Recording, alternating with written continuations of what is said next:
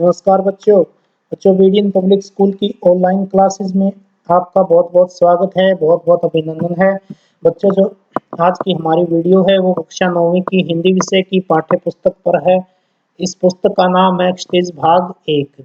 बच्चों, हम आज की इस वीडियो में इस पुस्तक का प्रथम अध्याय पढ़ेंगे, जिसका नाम है दो बैलों की कथा। यह कथा मुंशी प्रेमचंद के द्वारा रचित है। बच्चों, हम इस कथा का सार के रूप में अध्ययन करेंगे, सार के रूप में समझने का प्रयत्न करेंगे। पहले इसके लेखक के बारे में परिचय प्राप्त करते हैं। इसके लेखक हैं मुंशी प्रेमचंद। मुंशी प्रेमचंद जी हिंदी साहित्य के सुप्रसिद्ध कथाकार हुए हैं। इनका जन्म बनारस के लम्ही गांव में 1880 में हुआ था। इनका मूल नाम था धनपत राय। इन्होंने बीए तक ही शिक्षा प्राप्त की थी और शिक्षा विभाग में नौकरी की। इनकी शिक्षा बीए तक ही हो पाई थी और इन्होंने नौकरी शिक्षा विभाग में की थी, लेकिन असहयोग आंदोलन में भाग लेने के कारण इन्होंने अपनी नौकरी से त्याग पत्र दे दिया था और लेखन कार्य के प्रति समर्पित हो गए थे। इन्होंने नौकरी से त्याग पत्र देने के बाद लेखन कार्य शुरू किया और 1936 में इस महान कथाकार का देहांत हो गया। इनकी कुछ रचनाएं भी हैं।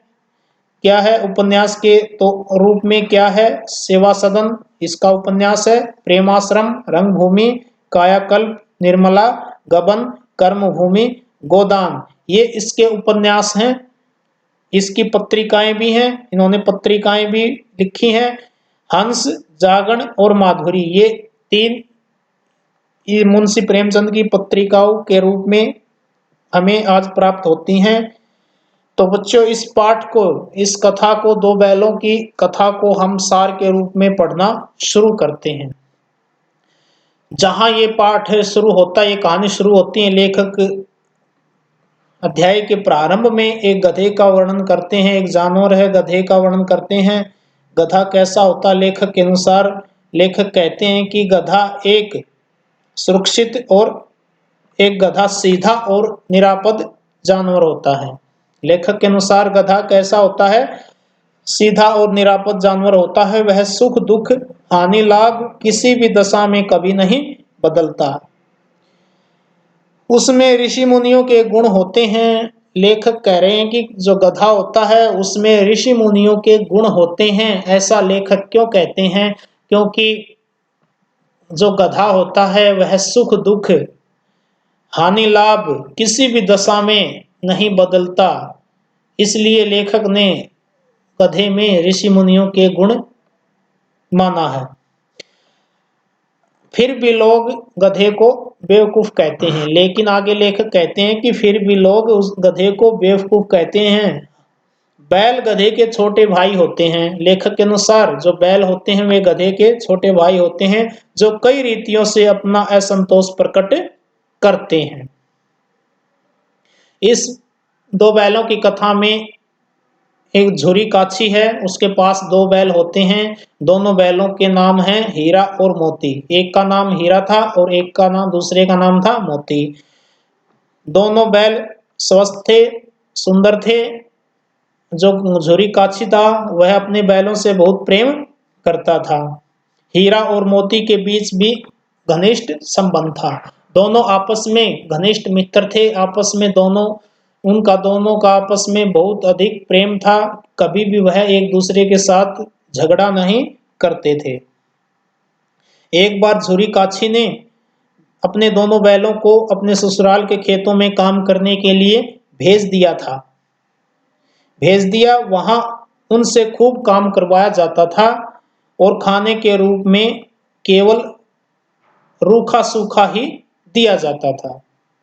काम खूब करवाया जाता था, बड़ी मेहनत से, कठिनता से काम करना पड़ता था उन्हें, और खाने के रूप में केवल सूखा भूसा ही मिलता था।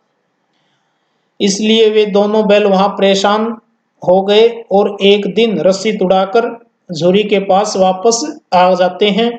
झुरी उन्हें देखकर बहुत खुश हो जाता है और अब उन्हें खाने पीने की कोई कमी नहीं रही है। नहीं होती है, क्योंकि क्यों जो झुरी काछी वह अपने दोनों बैलों से बहुत प्रेम करते हैं, उन्हें खाने के रूप में अच्छा अच्छा भोजन देते हैं। मगर झुरी काछी की जो पत्नी है, उन दोनों बैलों का इस तरह से भागकर वापस आना उसे अच्छा नहीं लगा। उसने उन्हें खरी खोटी कही और खाने के रूप में सूखा भूसा ही दिया। झुरी की पत्नी ने उन्हें दोनों बैलों को खाने के रूप में सूखा भूसा ही दिया। क्यों? क्योंकि उन दोनों बैलों का वापस आना उन्हें अच्छा नहीं लगा। एक दिन झुरी का साला फिर उन्हें वापस लेने के लिए आया। फिर उन्हें कड़ी मेहनत करनी पड़ी, पर खाने को सूखा भोजन ही मिला। अब की बार भी उन्हें मेहनत उससे कहीं और ज्यादा करनी पड़ी और खाने के रूप में केवल सूखा भोजन ही मिलता था। कई बार काम करते समय जो मोती है उसने गाड़ी को खाई में गिरानी चाही, लेकिन हीरा ने उसे समझाया जो हीरा है वह धीरज स्वभाव का है और जो मोती है वह बड़ा गुस्सैल स्वभाव का है, उसे जल्दी ही गुस्सा आ जाता है। हीरा उसे समझाता है। हीरा की नाक पर जब खूब डंडे बरसाए जाते हैं तो मोती गुस्से से हल लेकर भागा। जब हीरा की पिटाई होती है, उसका साला उसकी पिटाई करता है। झुरी काछी का साला जब उन दोनों बैलों पिटाई पिटाई करता है तो मोती को गुस्सा आ जाता है और वह हल लेकर भाग जाता है, पर गले में बड़ी रस्सी होने के कारण वह पकड़ा जाता है। कभी कभी उन्हें खूब मारा पीटा भी जाता था। इस तरह दोनों की हालत वहां पर बहुत ही खराब एवं दयनीय हो चुकी थी। बहुत ही दयनीय हालत हो चुकी थी वहां झुरी काछी के साले के यहाँ दोनों बैलों की। वहां एक छोटी सी एक लड़की भी रहती थी।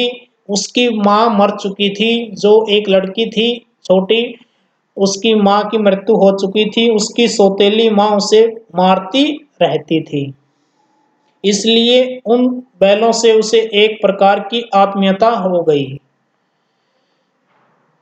वह जो लड़की थी दोनों बैलों के प्रति सहानुभूति रखती थी और आत्मीयता का भाव रखती थी। वह रोज दोनों बैलों को चोरी छिपे रोटियां खिलाती थी। इस तरह दोनों की दशा बहुत खराब थी। एक दिन उस बालिका ने उनकी रस्सियां खोल दी। दोनों भाग गए। झुरी का साला और दूसरे लोग उन्हें पकड़ नहीं सके।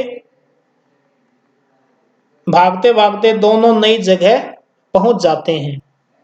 दोनों बैल वहां से झुरी काछी के साले के घर से यहाँ से दोनों बैल भाग जाते हैं, लोगों की पकड़ में नहीं आते और किसी नई जगह पर पहुंच जाते हैं।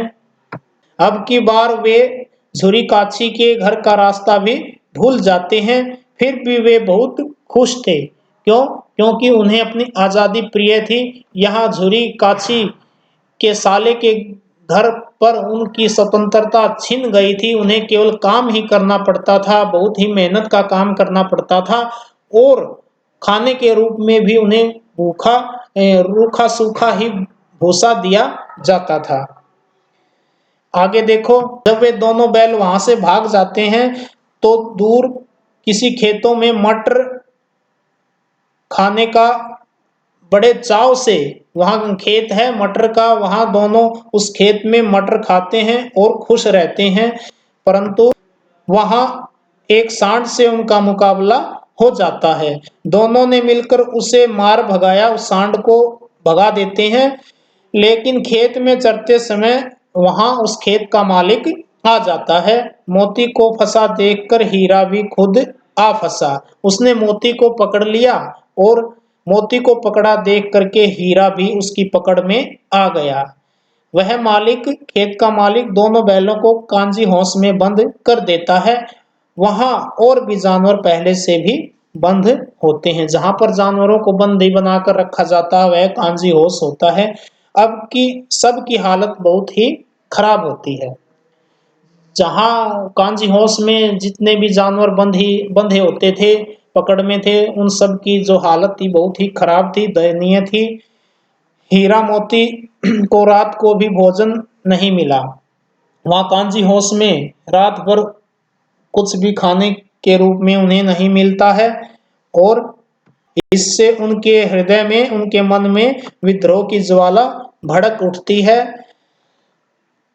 फिर भी एक दिन दीवार गिराकर दोनों ने दूसरे जानवरों को भगा देते हैं। एक दिन दोनों वहां जो कांजी हाउस है उसकी दीवार को गिरा देते हैं और वहां बंदी जानवरों को वह भगा देते हैं। मोती भाग सकता था, परंतु हीरा को बंधा देखकर वह भी न भाग सका। हीरा वहां रस्सी से बंधा हुआ था, लेकिन उसे बंधा हुआ देखकर मोती अकेला नहीं भाग सका, क्योंकि दोनों आपस में घनिष्ठ संबंध थे। हर परिस्थिति में एक दूसरे का साथ देते थे, चाहे सुख हो चाहे दुख हो, दोनों आपस में साथ मिलकर ही चलते थे। जब कांजी हाउस के मालिक को पता लगा कि उसने मोती कि दोनों बैलों ने दीवार को गिरा दिया है और पशुओं को आजाद कर दिया है, तो मोती की खूब मरम्मत करता है, उसकी पिटाई करता है और उसे मोटी रस्सी से बांध देता है। एक सप्ताह के बाद कांजी हाउस के मालिक ने जानवरों को कसाई के हाथों बेच दिया। एक सप्ताह के बाद जितने भी कांजी हाउस में जानवर थे, उस कांजी हाउस के मालिक ने उन जानवरों को एक कसाई के हाथ बेच दिया, कसाई को बेच दिया। एक दड़ियल आदमी, जो कसाई है वो कैसा है, दड़ियल है आदमी, हीरा मोती को ले जाने लगा। वे समझ गए कि अब उनका अंत समीप है। उन्हें डर हुआ कि अब ये कसाई है, ये आप दोनों को मार देगा, इसलिए उनको डर होने लगा कि अब उनका अंत समीप आ गया है। चलते चलते जब वे दोनों बैल उसके साथ जा रहे थे, अचानक उन्हें लगा कि वे परिचित राह पर जा रहे हैं। उन्हें वह रास्ता पहले से ही मालूम हो रहा था, क्योंकि उस रास्ते को पहले वह देख चुके थे। उनका घर नजदीक आ गया था। जो झुरी काछी का घर था, वे झुरी काछी के दोनों बैल समझ गए कि अब उनका घर नजदीक आ गया था। दोनों उन्मत्त होकर, खुश होकर उछलने लगे और दौड़ते हुए झुरी के द्वार पर आकर खड़े हो गए। दोनों खुशी के मारे उछलने लगे और जल्दी से झुरी काछी के द्वार पर आकर खड़े हो जाते हैं। जब झुरी काछी उन दोनों बैलों को देखता है तो वह भी खुशी से उछल पड़ता है। अचानक जो दड़ियल है वह आकर दोनों बैलों की रस्सियां पकड़ लेता है। जो कसाई है, दड़ियल है, वह दोनों बैलों की रस्सियों को आकर पकड़ लेता है। झुरी ने कहा कि वे उसके बैल हैं, ये दोनों उसी के ही बैल हैं, पर दड़ियल जोर जबरदस्ती करने लगता है, क्योंकि उसने वहां से कांजी हाउस के मालिक ने उसे उन दोनों बैलों को उसके हाथों बेचा था, उसे उसने खरीद रखा था, इसलिए वह उन दोनों बैलों के साथ जोर जबरदस्ती करने लगा। तभी मोती ने गुस्सा आ जाता है और कसाई को सींग मारता है और दड़ियल को दूर भगा देता है। मोती है जो, वह दड़ियल को, कसाई को सींग से मारता है और उसे खदेड़कर दूर भगा देता है। थोड़ी देर बाद ही दोनों खुशी से वहां झुरी काछी के घर पर खली भूसी और चूरी खाते दिखाई पड़ते हैं। यानी खुशी खुशी से झुरी काछी के घर पर वह खली खाते हैं, भूसी खाते हैं, बढ़िया बढ़िया चारा खाते हैं। और घर की मालकिन जो झुरी काछी की जो पत्नी है, उसने भी उससे भी वह जब आती है दोनों बैलों को चूमती है। यानी उस झुरी की पत्नी को भी उन दोनों बैलों से सहानुभूति हो जाती है। तो बच्चों, ये कहानी के सार के रूप में आपने इस कहानी को पढ़ा। आशा है आपको समझ में आ गई होगी। और इस कहानी के जो लेखक हैं मुंशी प्रेमचंद जी हैं। आज के लिए बच्चों इतना ही। इसके अभ्यास के प्रश्न हम अगली वीडियो में करेंगे।